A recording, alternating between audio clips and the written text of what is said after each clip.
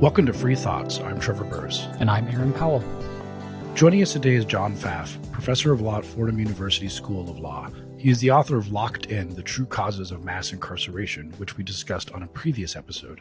Today we're discussing an article he wrote in the New Republic called Can Criminal Justice Reform Survive a Wave of Violent Crime? Welcome back to the show, John. Thanks so much. So just to get an idea what the numbers are like for the pandemic year and crime, was there a COVID crime wave, and how bad was it if there was one? There was a COVID homicide wave, not so much a COVID crime wave, right? So homicides did go up and shootings went up. It's our criminal justice data is a mess. It'll be a while before we actually have the numbers. I mean, it's crazy to think that, we don't even know how many police departments we have. It's between 17 to 19,000. And so we don't know how many we have. Actually gathering the data from all of them takes time. But the estimates are going to be that 2020 will probably have seen the single biggest absolute one-year increase in homicides that we've ever seen in the country. An increase probably on order of 3,000 or 4,000, taking us up to around 19 or 20,000 for the year. That's still well below, in terms of per capita level, still well below the peaks of the early 90s. Our population's grown a lot since then, but it was a sizable jump, and it's nothing we can just dismiss. Shootings went up as well, although shooting data is much less reliable. Shooting data turns on the police showing up and saying that it looks like there was a shooting there, people calling shootings in. There's now evidence that things like ShotSpotter actually get a lot of false positives. And so the shooting data is much harder to parse, but that probably went up as well.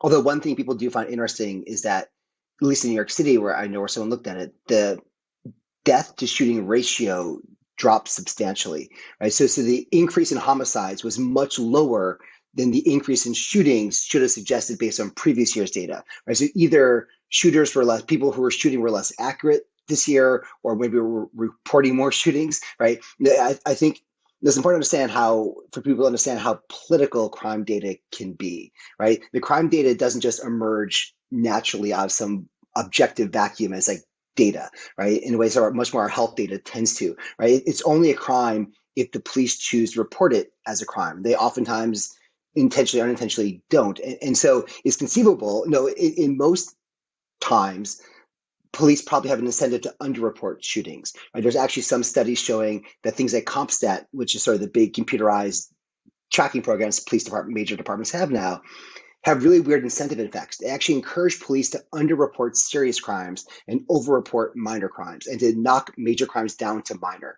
because major crimes make them look bad, and so you want to keep those down. Minor crimes make them look like they're being productive, and so you push them up, right? And so the idea that these numbers are just naturally what the crimes are isn't true. And you might think that in a normal time, police would want to underreport shootings because shooting makes them look bad. But right now, facing all this intense political scrutiny they haven't seen it in a generation, they actually have an incentive to oversell shootings. Look, life is scary. You need us there to protect you, right? So we see this increase in shootings in the data. We see an increase in homicides. That's undeniably true. Everything else is kind of flat or down, which makes sense, right? It's hard to rob people during a lockdown. The thefts, burglaries went up, but mostly I think it was two things. One of it was, unattended stores, right? Home invasions probably went down. Closed stores went up. Also, police, when they arrest people during protests, can oftentimes get them for burglary, right? Because they're doing something bad on someone's property. And so, if you look at New York City data, there's this massive 2-day spike in burglary charges. It's like, it just blows the data out of the water. And it's not like there was a sudden looting spree. It was a protest, and they wrapped everyone up on burglary charges. And so people keep talking about this crime rise. It was a homicide rise, and that's a very serious crime. And I actually don't think progressives who try to say, oh, it was just homicide, it wasn't a crime spike, are doing reform any favors at all, right? People's first thoughts, crime is murder, then everything else. So if murder goes up and everything else goes down, crime went up. Like, that's the politics of it. So that's kind of, it's a long answer, but that's kind of where we are, because it's kind of a politically messy number to give. But haven't there been increases in other kinds of crimes? Like, we keep hearing these stories or seeing these videos from, say, San Francisco, where people are, walking into a CVS and just walking out with armfuls of merchandise they didn't pay for. Like, it seems like at least shoplifting is going up all over the place. Reports of shoplifting are going up, at least in San Francisco. But it's also important to realize that San Francisco is in the middle of an incredibly intense recall effort against Budin, their progressive DA, right? And so, the trend was, I believe the trend was actually increasing even before Budin came into effect. It's interesting, San Francisco's talking all about these CVS burglaries because homicides at a near historic low still in San Francisco, right? So the entire country sees this massive spike in homicide. Not massive, but a substantial spike in homicide. San Francisco's went up by about 4 people compared to the previous year. And the previous year was a near historic low, right? And so now what we see is, oh, wait, okay, we can't go after the progressive DA for murder because murders didn't really go up in San Francisco. It actually stayed low at a time when the rest of the country saw things get worse. So let's turn to shoplifting. Which seems like a much lesser thing, right? And even then, it's not clear. Most of the time you just look at San Francisco, they're not comparing it to other cities, not comparing it to trends. These are these isolated anecdotal stories. A lot of the data on shoplifting, you see the picture, sure. And, the thing I really hate about like all those whatever, like I can't remember what it's called, but the app on your phone that tells you every time a crime happens now, right? When someone reports something, right, is it gives you no context, right? And so we don't know what's happening in years before. We don't have a sense of what the trend is. We just get these isolated anecdotes. Also, a lot of the shoplifting data is self-reported data by the companies themselves. It's not an objective measure of things. It's sort of this shrinkage or the overall loss of stuff that we then attribute to shoplifting is usually sort of gathered by an industry group that lobbies for tougher punishment anyway, right? And so understand what those numbers are is tough.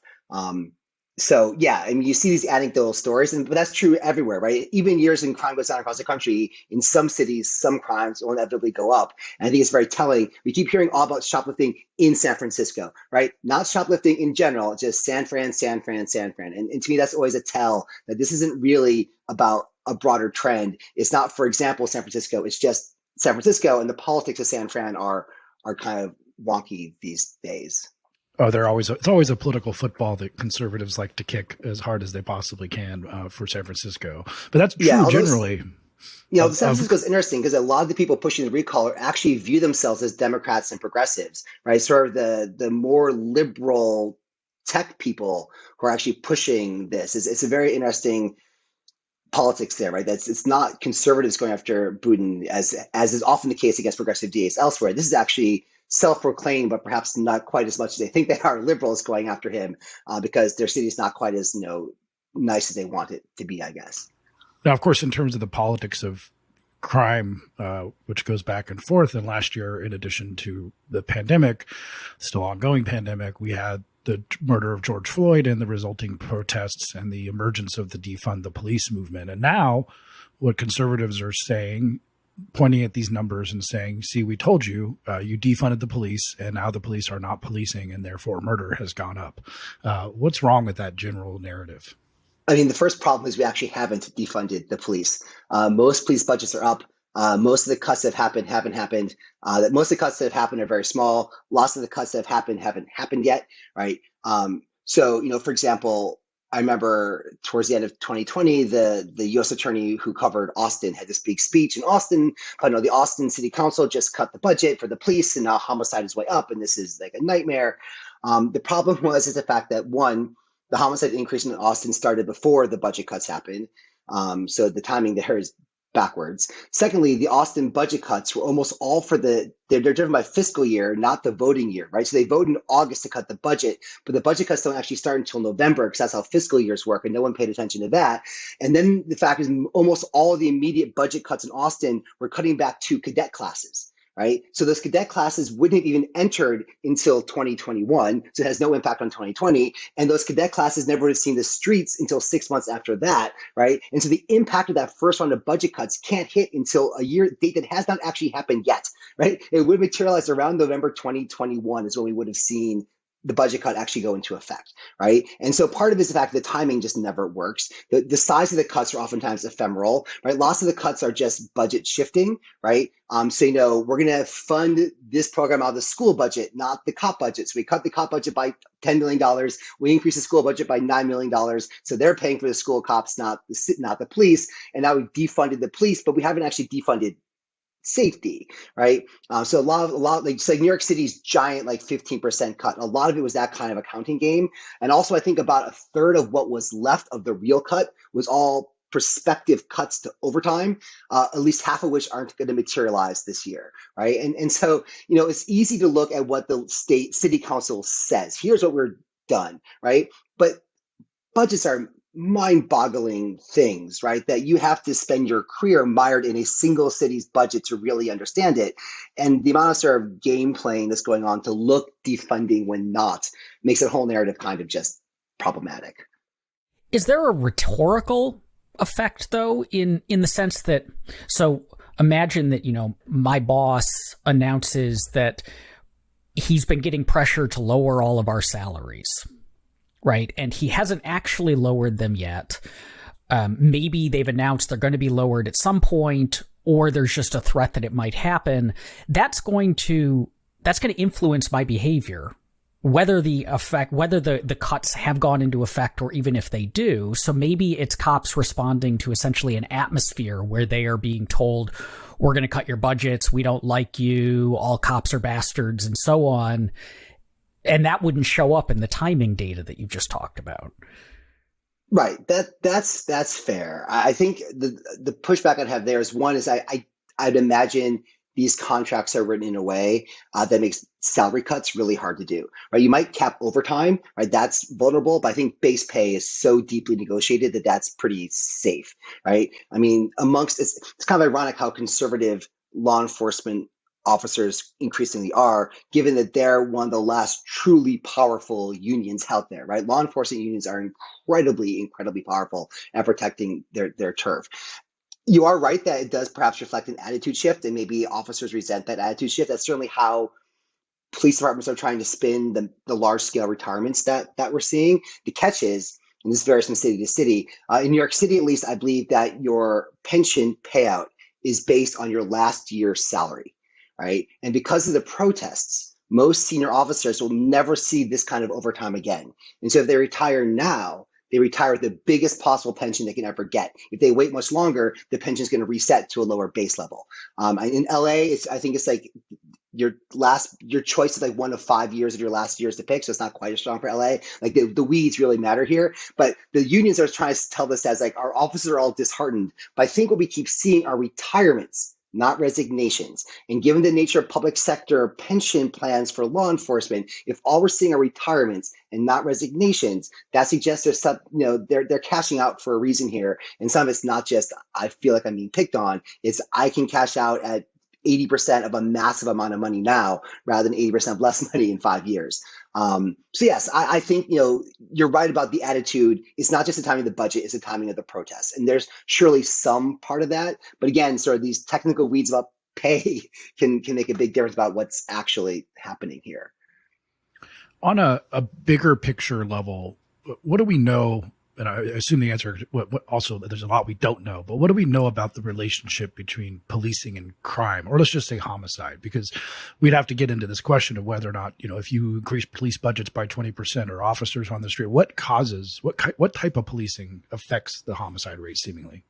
Right. So there's about 7 really fascinating questions all in that one. So try to unpack them all without losing track of my thread. Yeah, I think that's pretty much the entire episode for the rest of the time. You just do that one question. Yeah. So I think the broadest question, what do police do to crime? There is sort of this progressive talking point of the police don't do anything to crime, right? They just show up after the fact. Only 4% of their calls relate to violence. They don't really do anything. And that's not right? First of all, like that really popular 4% number, only 4% of all policing calls are for crimes of violence. That comes from a New York Times survey done a couple years ago that looked at 3 unstated police department call logs. Right? We don't know what the 3 departments were. I think they said they were urban. I'm guessing they'd have to be because rural will completely different. But we don't know how representative these 3 unstated cities are. It's only 3 cities. It's one study. Also, that's calls to service, right? And we do know that, what really prevents crime is the fear of detection, right? And so the police aren't wrong, right? When they say when we drive down the street in our car, that's violence protection, right? They're right. Is it effective violence protection? A completely different question, right? But when sort of this progressive argument, well, the cops just don't do anything, I think is an incredibly dangerous one for progressives to make, because it is untethered from the data. Right? The data makes it very clear that more cops do reduce crime. The question, and here's where I think the people who resist more policing are on much firmer ground, is how well do they do that? Right. One study that's gotten a lot of traction in the past couple of years, is probably one of the better studies on this, says that every dollar spent on policing reduces crime by about $1.60, which sounds really promising, except the crime reductions are rough estimates of the social cost of crime. We try to there's all these studies, they're tricky to do, right? They try to put a dollar value on the actual social harm a crime does, and that's where the $1.60 some number comes from.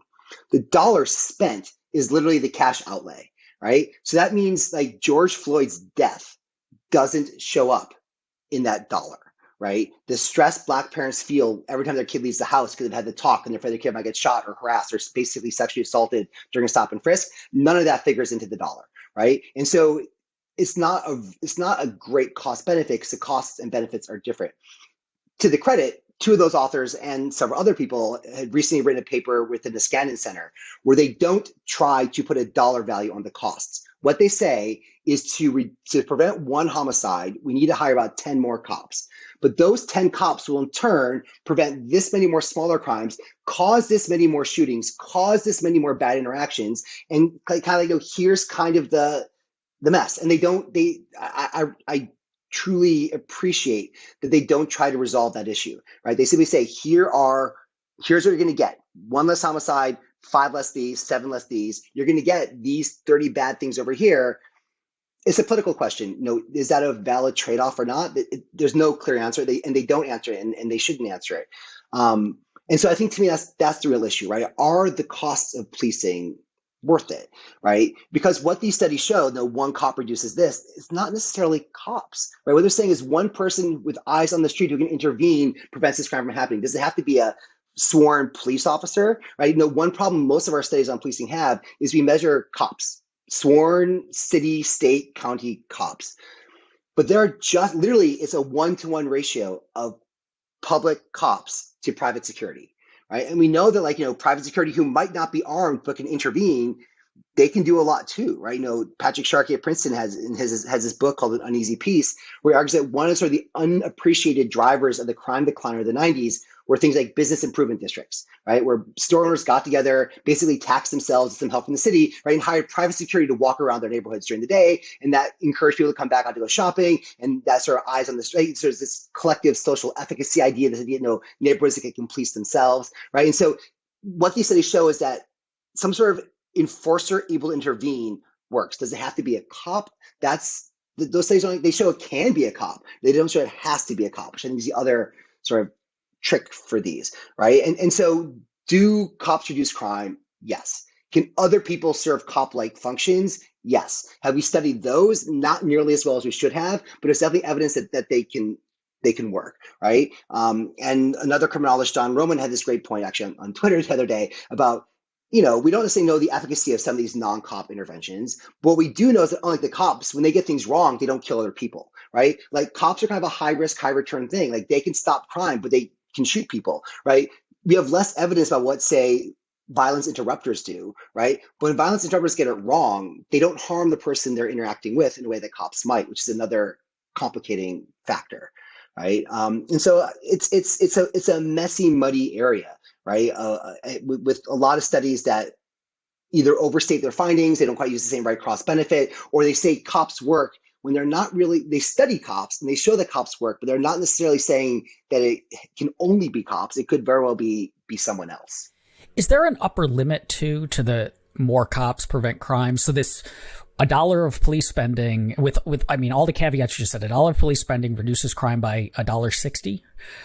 Does that mean that if we spend $3 more on police, so get 3 times as many police or whatever, we're going to see crime drop by $4.80? Or is there almost like a Laffer curve of police spending in that at some point, because this is part of the worry is crime's going up, or we have perceptions of crime going up, so let's just keep pumping more money in. And yes, there are costs to more cops. Like, more cops on the street creates an environment that's not great, or there's more police shootings or whatever, but also, is there diminishing returns? There surely has to be, right? There's nothing, there are very few things that exhibit constant, if not, or increasing returns over time, right? And I have no doubt that if we were to triple the size of NYPD, we would not cut crime by to 1/3 its current level, right? But I don't think we have a good sense of what that curve is, right? I think the $1.60 study was basically saying at current levels, like the marginal return on $1 in policing is $1.60, right? And I think the other thing to keep in mind with those things also is that very few of these studies talk about sort of the opportunity cost, right? We already spend, in some cities, about 1/3 of the budget already goes to policing, right? Of discretionary budget, right? And so we already spend a tremendous amount of local resources on policing, right? Which means that at that point, like, crowding out really matters, right? So the dollar going to the cops isn't going somewhere else. I mean, these other things work, right? There's a study that showed that Medicare expansion cut crime by like $8, $9, $12 billion in the states that adopted it, just through non-drug court drug treatment, right? People got their addiction, got their drugs disrupting their lives. Either the fights related to drugs, violence related to drugs stopped, or theft related to drugs stopped, right? And crime goes down sharply, even violent crime. I think studies just shown that $1 spent on drug treatment cuts crime by like $4 or $5, right? And so yes, policing works, but other things might work better with lower social costs, right? And we're also, it's not just you have the diminishing returns, which is absolutely true. We also, as we spend more, as those returns diminish, right, the opportunity cost of what that dollar could have done gets greater. There's a lot, those city budgets are oftentimes vast. Oftentimes crowding out doesn't happen. But when 1/3 of your budget is going to policing, at that point, crowding out is a real issue to think about. Like, what are we giving up by not doing something else with this money? Aside from funding, people like Heather McDonald at the Manhattan Institute and others of her ilk have argued that the criticism of cops, especially around the shootings of often unarmed black men, have turned police into sort of, they don't want to police anymore. So they're not getting out there and actually doing the hard work of policing, which maybe is some sort of cracking skulls. I have no idea what that is, but something like that. Is there anything to this idea? Because sometimes they point out the data and they say, after protests for Freddie Gray in Baltimore, we saw police pull back and sort of refuse to do their jobs as some sort of, which says, if that's true, then police are even, worse than I thought. If they're just like, well, we're not even going to do our jobs anymore. But is there anything to support this idea? Yeah, I think I've always found the conservative argument for the Ferguson effect peculiar, right? Like, if you insult the people with the gun and the badge, they'll stop doing their jobs, so stop insulting them. So it's a deeply non-conservative position to take. There is some evidence that there's a Ferguson-esque effect. I think the best work on this has been done by this criminologist, Richard Rosenfeld, out in Missouri. And I think what he's found is there's some low-level pullback, but he's had a very hard time finding any connection between pullbacks and, say, homicide, right? And so if there is an effect, it's on the smaller scale. There's also anecdotes pointing the opposite direction, right? When the NYPD stopped doing its job when they were mad at de Blasio early in his term, there's the two officers that got basically assassinated in their car by the person who came up to New York City. He spoke at their funeral. The cops all turned their back to him and basically stopped policing for 2 weeks, and crime didn't go up at all, right? And so we've seen Ferguson effects elsewhere that have had no sort of Ferguson responses by the police that have had no impact, right? So we can, and I'm not sure, other than Rosenfeld's work, there hasn't it's mostly argument by anecdote. But I think the rigorous stuff out there seem to suggest that, if there is an effect, it's on the smaller end of crimes, not so much on the more serious stuff. Is there a broken windows policing effect, though, that, we've been talking about homicide and homicide doesn't go up, but if the cops are letting the people steal from CVS or the other kinds of petty crime, does that eventually lead to more crime overall and more serious crime? Right. So first, I think interesting about broken windows is that we use that term to refer to two completely different styles of policing, right? One is what the original sort of telling article envisioned, which is literally like fixing broken windows and taking down graffiti and planting things over. And the evidence there suggests that it has a moderately beneficial effect. The other way, we use broken windows as a term to refer to incredibly vigorous low-level stop, question, and frisk kind of things. So stop every person you see, throw them against the wall, search them, grab their testicles, and then let them go if you don't find anything. That has been found to have zero to harmful effects on crime, right? And so ironically, as much as the concept of broken windows came from the NYPD, they've always been the bad sort, right? They haven't really been the cleaning sort. And so, low level, aggressive, scattered low level, scattershot low level enforcement. Just grab everyone you can. The giant trawling net doesn't work. The flip side is there is evidence that hotspot policing works, right? If there is crime on this corner and you flood this corner with police, especially police who act in a respectable kind of way, not like the combat cops rolling in and again throwing people against walls. Throwing against walls always backfires. But if you do sort of aggressively, if respectfully, enforce in those intersections where crime is particularly bad, not only does crime go down in those intersections, it actually goes down in the adjacent intersections too, right? So it doesn't just push the crime away, it genuinely reduces it. And so that there are policing tactics at work, right? We think there's a district where theft is very high. If you're to sort of have cops better deployed there, that could work, right? I mean, it's also worth noting, though, that CVS and all those places have a policy of not stopping people who walk out their doors with stuff, right? And so, they're perhaps maybe if we incentivize CVS to have a guy just standing at the front door who just says, "Let me check your bag. Sorry, you got to put that back." We could probably cut theft by a substantial amount, right? And maybe they don't do that because they're afraid, that interaction could turn violent. They don't want to deal with the insurance issues of that, right? And maybe we need to think about, what our tort rules look like in those. There are other creative ways to think about the challenges they're going to raise and ways to encourage them to do that. So, which is a two-part way of saying, there can be these kind of knock-on effects. But oftentimes disentangling them is causally tricky, right? Why is there all this stuff at this corner anyway? Things are probably already bad at that corner. That's why they're stealing from this Walgreens. There is evidence that if we have police deployed there, that can in fact reduce crime there and in neighboring areas. But it's also, again, worth asking, why do you necessarily always have to jump straight to the police, right? There are things that Walgreens can do now to stop that theft. They're not doing them now. There might be very rational reasons why they're not doing them now. And maybe we should think about those reasons and how to address those issues before we put the guy with the gun at the corner to deal with, a homeless person with, drug issues and mental health problems stealing food because they're hungry. One of the things that bedevils those of us who work in public policy of all sorts is perception. I'm always dealing with it in terms of, say, I talk about the drug war a lot, but people really, and you were one of the best sources on this, wildly overestimate how much drug war is part of our incarceration problem. Just like, so if you don't get the facts correct, it's very hard to convince people that we need to change something or what is the problem. And one of the big ones in this is perception of the violent crime rate. If you ask during the great crime spike, people accurately perceived that violent crime was going down, but they have not generally done that for the last 20 years. Like, you ask Americans, do you think the world is safer than it was 10 years ago? About 50% say, no, it's not. It's more dangerous now. So what do you think is happening there? And how can we deal with this misperception? Because it drives a lot of the sense of unsafety drives a lot of these policies. It's that American carnage speech, like Trump's, exactly. You ask these people who live off in rural America, and they think that literally walking the streets in DC is like being in, rural Afghanistan right now. Right. So actually there's a really, that disconnect there's a very fascinating story there, right? So what we see generally is over the course of the 2000s to 2010s, right, as crime was low and oftentimes falling, the percent of Americans who were telling Gallup every year that crime is worse this year than last year hovered at around 65 to 75%. It never gets below about 55%, right? And that's generally framed as, look, Americans have no idea what's going on, right? It's completely clueless policy.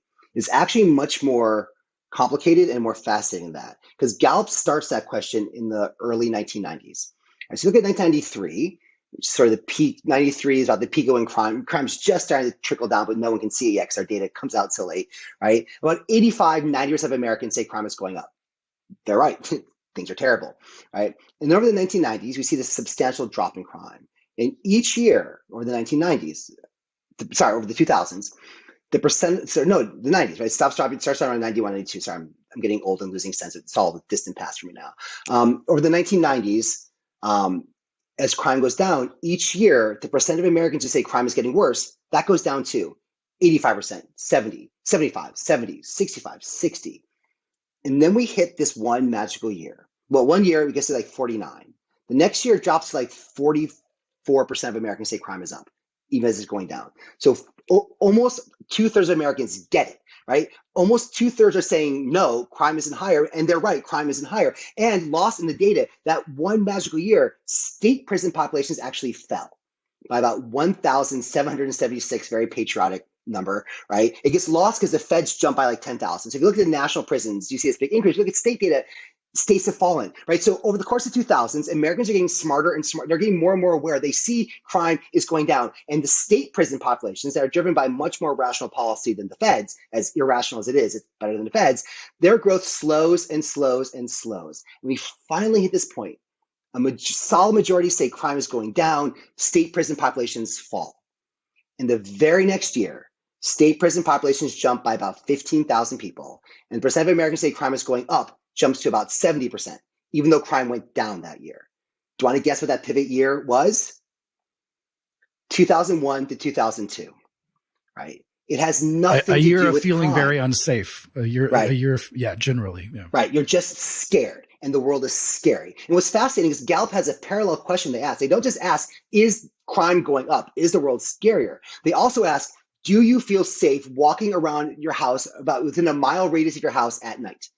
And that question does not see the same kind of 2001 bump. There's a little bump, but not much, right? And so Americans fully understood that their neighborhoods were safe, but out there, that was scary, right? And prisons populations don't drop again until 2010 because the financial crisis distracts us, right? There's this fascinating book called Breaking the Pendulum that argues that this is exactly how criminal policy operates, right? We tend to view it as sort of this constant sort of swinging between too lenient and too harsh and too lenient as a pendulum, and it inevitably overcorrects and swings back. And their point is no, completely wrong. Progressive reformers and tough at crime types are at war every day and have been for 250 years, right? It's been a nonstop fight. And at some point, it's not always crime policy. It's often something else shifts the political power that they have. Things become scarier. And so tough on crime wins, not because crime is worse, but Americans are scared, right? Or things become prosperous and people feel very safe and they don't understand why we're spending all this money on all this tough on crime crap, and the progressives get the upper hand, right? And so that's what 2001 was, right? It was this moment of utter terror, right, that caused the tough on crime types to exploit it. 2010 was the opposite of that, right? Crime is low, crime is crashing, and the progressives carve off sort of the budget cutting right on crime types, and things shift. That's my concern with COVID, right? Is that COVID, even if it has nothing to do necessarily with crime, which I think it does have a connection to the homicide spike, but even if it didn't, it's created this atmosphere of just general fear, and that always puts reformers on the back foot and gives sort of the tough on crime types sort of the political upper hand. But that American ignorance in the 2010s, it doesn't come from nowhere, right? It's not just ignorance, it's fear. And it's a fear that's being very politically stoked and managed, right, by people who profit off that fear, politically or financially. And you know, it's I get concerned when people sort of say people just don't understand it. Like, no, there was a reason for this, and it tied into how we responded to the terror attacks and sort of the deeper sort of macro level politics that drive so much of crime policy. You mentioned police unions and just, perceptions of leniency, as Aaron pointed out. It's very common. I know family members in quote unquote flyover country who think that, I live in a very, very dangerous place here in Arlington, Virginia, just because I'm in a city, and so it's very, very common, these kind of things. But there's all these different interest groups in criminal justice reform. What to you are the sort of biggest roadblocks? Are police unions like up there, prison guard unions? What's really the biggest roadblock, do you think, to meaningful criminal justice reform? Yeah, I think they're all significant roadblocks. I think importantly, they're all significant in different kinds of ways, right? Prison guard unions, again, this will vary very much from state to state based on sort of state economics and state layouts and things I can talk in a second, but prison guard unions are incredibly powerful because they have so much at stake, right? Prisons are incredibly miserable places to work. Not much, to be a person in, obviously, but even they're so bad that even amongst the correctional officers who get to go home at night, right, levels of suicidal ideation rival that of soldiers who have seen active combat, right? They are horrific to everybody involved and immiserate everyone involved. But in many places, they are the only middle-class job around, right? If you close the prison, you destroy the town, right? And that creates a huge impetus to fight. New York State, as much as places like Texas and other states get all this credit for like these massive decarcerations, outside of California's unique response in 2008 to their overcrowding crisis, the single biggest sustained decarceration has been New York State. We started in the early 1999 is when we peaked. We've been dropping pretty much every year since then. I'm not confident it's going to keep going because we're basically only have people convicted of violence in our prisons now, and those are much harder to change. But we had all these prisons. They're basically empty, but fully staffed, right? Because they needed those jobs to keep these communities alive. And the way Cuomo was able to eventually get some of the closed, he basically offered like, no, we'll offer millions of dollars in state grants to help rebuild your economy in exchange for closing the prison. Now, I've heard that those grants never showed up and they didn't really work, right? But that was the politics of it, right? Like, we get it. We're going to cripple your town. And so we'll help uncripple you, right? We're seeing this in California. There's some town in California that says you can't close our prison, you'll destroy our town. And they're right? It will. We should not use prisons as a way to prop up towns, but we should. There's a fascinating study this guy John Major Easton did looking at prisons in the South and found that as much as we view prisons generally as sort of this white rural welfare program, which is true in places like New York State, in the South it's actually a minority propping up program, right? Prison towns tend to be more heavily people of color than similarly sized small towns in the South because those towns have trouble attracting other businesses, so they beg the prisons to come to prop them up, right? And so prison guard unions fight tooth and nail because they see their survival depends on this, right? And in all but it's now 9 states, right? We have the whole prison gerrymander issue also, right? So when the prison guards show up and say, "Look, we're going to lose our jobs," they say, "Also, if you close our prison, well, let's talk about the politics of this," right? Because there's an interesting census question, right? Where does a person in prison live? Do they live in the prison or do they live where they came from? And when you think about sort of drawing legislative maps, where you live matters because people in prison tend to come from the cities, but now they've moved out to bluer democratic cities, now they've moved out to rural redder areas, right? Where do they live? And outside of Vermont and Maine, they can't vote, right? So where they live counts quite a lot. And in all but 9 states now, 10 states, there's been a slight movement here. They live in the prison, right? Can't vote, count as a person. It's a full 5/5 compromise, right? And so when the correctional officers say, "Look, we're going to lose our jobs," and you, my state rep, like, that's bad. But also, hey, you, Republican state rep who has no prison, you know what? If we lose our prison, right, then the Republican Party shrinks and you're going to lose your chairmanship, right, to the Democrats from the city. We don't want that to happen, right? And so now you've got buy-in even from the conservatives who don't have prisons because their overall caucus size turns on, in many states, not every state, turns on this. Interesting. Someone tried to do a study in Pennsylvania and found that the partisan impacts are actually much more muted because of where Pennsylvania puts their prisons, right? And so that's the prison guard union, right? You got the police officers who sort of have powerful emotional support, right? I mean, we are the first Law and Order started in 1991 at the peak of the crime boom, right? So we're now a good 30 years into sort of the Dick Wolfification of popular culture. And it's important to know that that's a transition, right? Who were the early TV lawyers? Matlock. Who is the other one?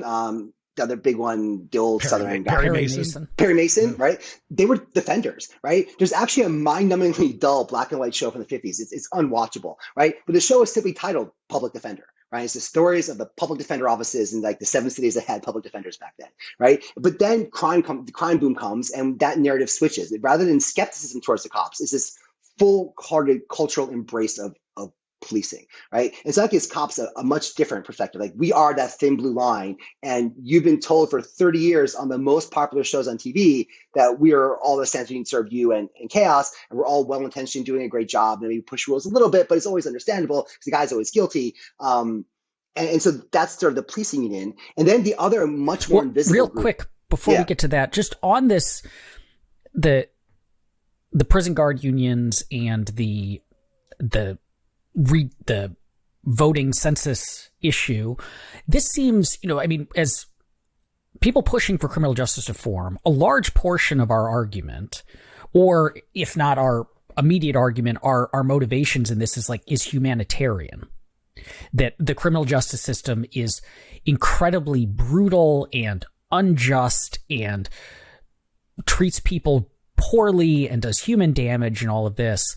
But arguments that I think we should not let people out of cages because having them in cages puts money in my pocket or props up my town, or I think we should keep people in cages because it gets more votes for my party, are, I mean, like, unfathomably ghoulish. And so how do you, like, it basically is it's an indicator that the humanitarian argument just gets trumped by the most base drives. And so how do you even, like, as a criminal justice reformer, how do you even enter into those debates? Because it's like, the proper response is, when it comes to whether human beings should be put in cages or not, your paycheck or how many votes your side can get simply shouldn't be considerations. Right. So I'd point out that Virginia just adopted a commission to draw their new districts in light of the 2020 maps, 2020 census, and their commission is saying right now that they're going to count people in prison as living as where they came from, and the state GOP is suing them on the grounds that's unfair to the GOP because these prisons take resources to run, and so we are entitled to these people count. Obviously, you could fund those resources without the electoral power, right? But it goes beyond in sort of accepting the gerrymander that in Virginia, they're actively suing to preserve it on the grounds that they are entitled that these people count as people. And you're right. At the base of all of this is a profoundly dehumanization of everyone who comes in contact with the system. Right? They're never viewed as fully as people. You hear public defenders talk about in New York City all the time how the jail guards and all the people in the courthouse refer to the defendants as bodies, right? Body coming through, bringing the next body, right? It's not a person. It's literally just a body, which allows you to sort of do horrible things to that person because this is the body that you're yet another body churning through. I don't have a great idea how to solve that. I mean, my general argument is as much as we can to make things as hyper local as possible, right? To me, it's not surprising, in fact, it's to be expected, that our most progressive DAs have been elected mostly in counties that don't have suburbs, right? So Larry Krasner, Philadelphia doesn't have a suburb, right? So to be clear, so your listeners might know this, DAs are these weird people who are elected by the county, right? Even though they tend to do most of their work in their cities, right? And most cities are part of a bigger county, often is where a majority of the population lives. And that majority of the population that has no real exposure to criminal justice has an outsized voice in choosing the DA, right? So San Francisco, just a city, Chesapeake.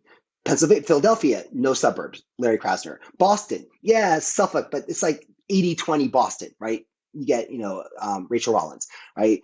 Seattle is that way. Portland is that way. St. Louis, the city is one thing. St. Louis, the county is something different. They now both have progressive DAs. Baltimore, just the city, the county is different and much different. And I think that is because, and to me, it was really fascinating in Philadelphia during Krasner's race, right? It's what you see, so the Philly police choose a challenger, basically the homicide prosecutor to run an ex-homicide ADA to run against Krasner. So we're the tough on crime. Shootings are really bad in Philadelphia. And what's amazing is not just did Krasner crush the guy, which there's no polling in these local races. Everyone couldn't breathe until like 9:00 at night that Tuesday, but he actually did the best in the districts with the most amount of shootings. Right. So you think the place where tough on crime should be the most, where do you think Krasner has failed the most, is where shootings are the greatest. And they turned out the most for Krasner because those communities feel the cost and the benefits the most. Right. To them, both the shooter and the person who got shot, both, or neither is a body. Right. Joe and Bob. And it's a terrible thing that Joe shot Bob, but Joe, you've known Joe since he was 4 years old, right? You understand the story behind Joe. And we let the people who know both Joe and Bob choose their leaders. They tend to do a better job than people from Joe and Bob are just scary black men over there. And we're sealed off in our little white suburb over here. Like, let's just lock them up forever. That's fine to me. I don't care about their families. Victims, but not really, right? And so to me, the immediate solution is to put as much decision-making power as we can in the hands of people who do see them the most as people, right? And to be fair, if Philadelphia were to vote for a much more tough on crime prosecutor, I would actually be more okay with that than if like Houston did, right? Because if the people of Philadelphia say this is what we want, well, they're still the ones closest to the problem. Maybe we should listen to that, right? It's not the white suburbs voting for the tough guy. It's still the predominantly black neighborhoods of Philadelphia saying this is what we want. I might not be thrilled with that from like a broader point of view, but there's a lot more merit to that argument than when the suburbs voted in the tough guy to impose martial law on people who keep saying we're the victims and we don't want this, right? And so yeah, it's a huge problem. And my basic solution is to try to give the white suburbanites as little voice as possible, to not try to make Black people feel human to them. That's a multi-generational issue. And until we get around that, which we're 500 years into not doing that very well, we should try to limit their direct involvement as much as we can and try to localize as much as is possible. So it seems like we're at an inflection point for criminal justice. Interesting that all this happened. George Floyd and the COVID crime spike or homicide spike, and there's a lot of discussions going on. Do you, first of all, how do you feel about the defund the police idea in general? If we communicated, I've said to reporters and stuff that the rhetoric is bad and it plays into conservatives' hands for people trying to do criminal justice reform. But there are some ideas there that are not too bad, correct?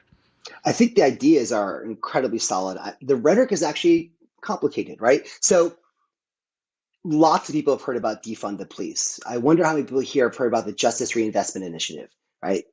Hyper technical thing. I bet most people listening to this have never heard of the JRI, right? JRI has been around for about 20 years as a joint Fed city state program. And the whole idea behind JRI is, look, what if the city comes up with an idea that causes fewer people to go to prison, right? That saves the state money.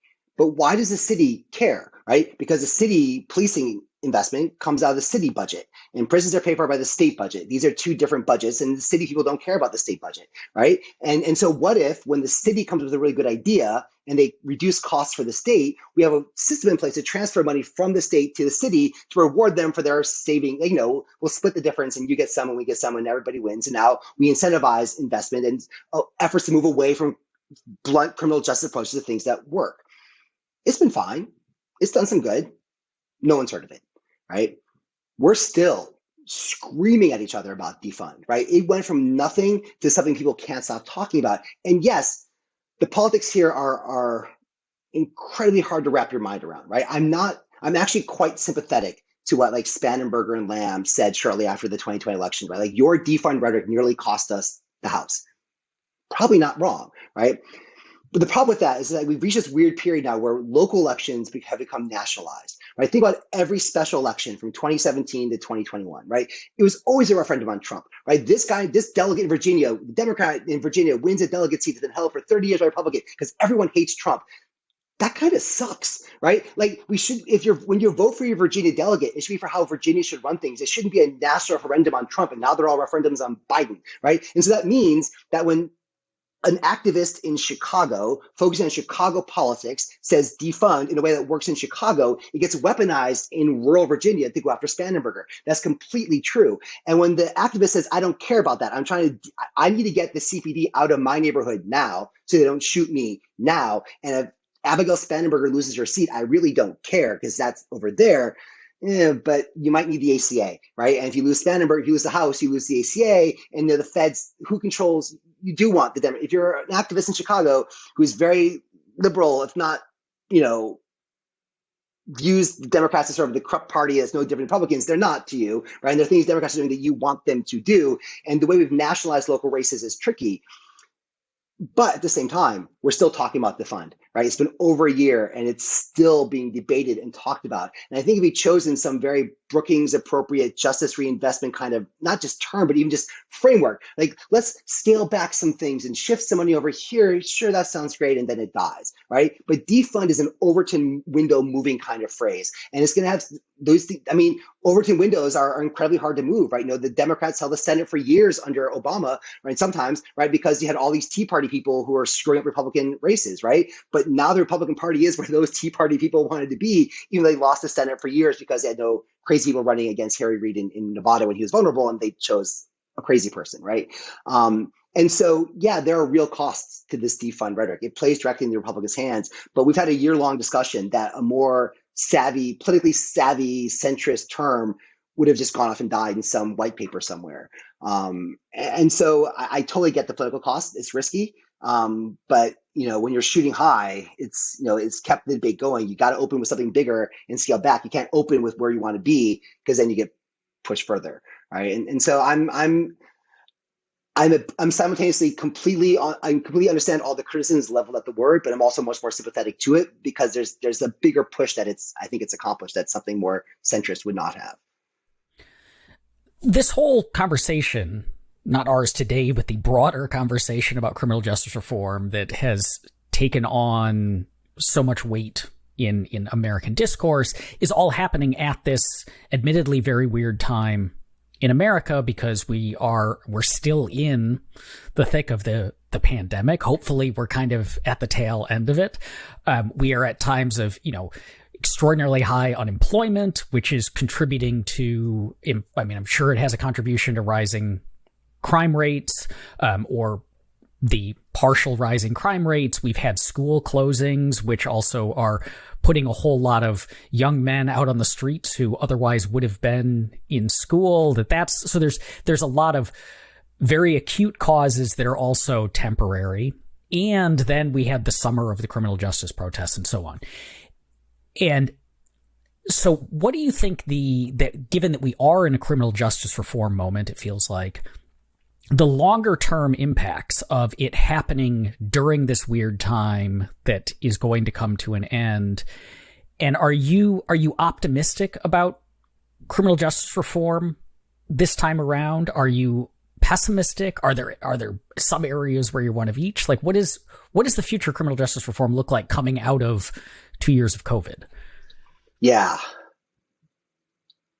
Each minute you ask me that question, my answer changes. I have no stable point on this whatsoever.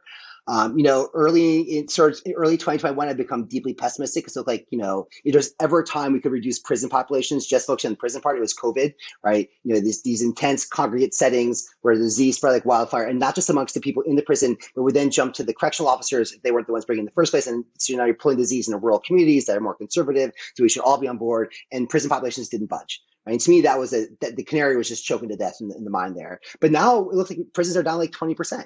Right. Like, as things have gone on, we've quietly emptied things out quite a lot over 2021. And okay, so, it wasn't some big movement, but it happened. Right. Beyond that, we've never had a prison population this large. We've never had crime relatively this low. We've never seen a homicide spike this large with other crimes staying low. We've never seen a pandemic of this magnitude that just won't freaking end. I'm really excited. My kids going back to school in 2 weeks. This is the perfect time for Delta to explode across the country. So I honestly don't know, right? It's the kind of thing, and I think I'm kind of glad I can say on the record, I just don't know, because what's going to happen is in 15 years, we'll know what happened here. Right. And when we write the histories of what's happening now in 15 years, we're going to show all the various inevitable reasons why it either took off under COVID or was killed off by COVID or what came after. Right. But I think literally we don't know. Right. And the histories that are going to come out in 15 years are going to oversell the inevitability of how we got here. Right. And different acts by different governors, a slight shift here, Delta outbreak that didn't happen this way. Right. All these things could produce a much different outcome and didn't.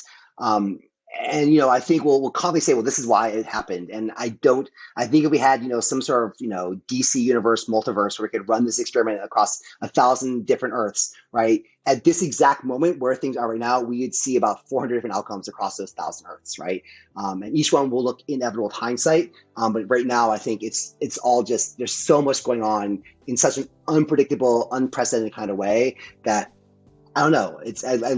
I'm very comfortable saying I don't know, and I'm going to try my best in 15 years to say we didn't know, right? Like, it looks like we know, but we really didn't. And these things that look inevitable in hindsight weren't. And that's kind of the point I started this book, Breaking the Pendulum, too, is that we tell these stories of inevitability, but they weren't, right? Everyone's fighting, and sometimes this is a fluke reason. Like, this one magazine goes bankrupt, this one doesn't. You publish an article and it goes viral for reasons no one expected it to, and that changes the discourse. And, a lot of it can be just noise that in hindsight looks determinate. So that's kind of where I am. Quite comfortably, but terrifyingly uncertain.